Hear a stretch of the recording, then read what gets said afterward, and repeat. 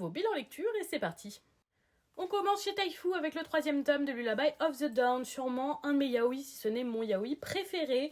Au-delà d'une très très belle romance entre nos deux personnages, on a vraiment toute une intrigue dans un monde un peu de fantasy, super agréable. On a appris beaucoup de choses dans ce tome et en même temps la romance s'est bien développée.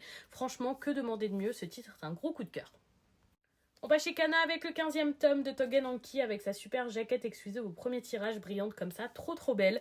J'ai beaucoup aimé cette lecture, on arrive sur la fin de cet arc qui au début ne m'emballait pas, mais plus je le lis, plus il est chouette, surtout parce qu'on arrive sur les affrontements de fin qui sont très cool. On a encore eu de beaux combats dans ce tome et la fin se laisse profiler, franchement ça a été une lecture super agréable.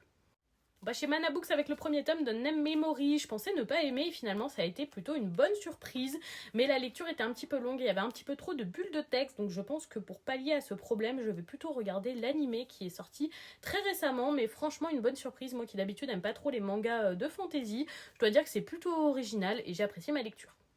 On termine avec une déception chez Nobinobi, j'ai lu le premier tome de Twisted Wonderland, et si l'univers Disney est vraiment bien apporté et très sympathique, l'histoire, elle, n'est pas très accrocheuse, elle est même un petit peu incohérente par moments, et les personnages ne sont pas super attachants. C'est dommage parce que l'univers était vraiment bien utilisé, mais je m'arrêterai là. Et voilà pour ce bilan lecture, dites-moi si vous avez lu ces titres ou s'ils vous tentent.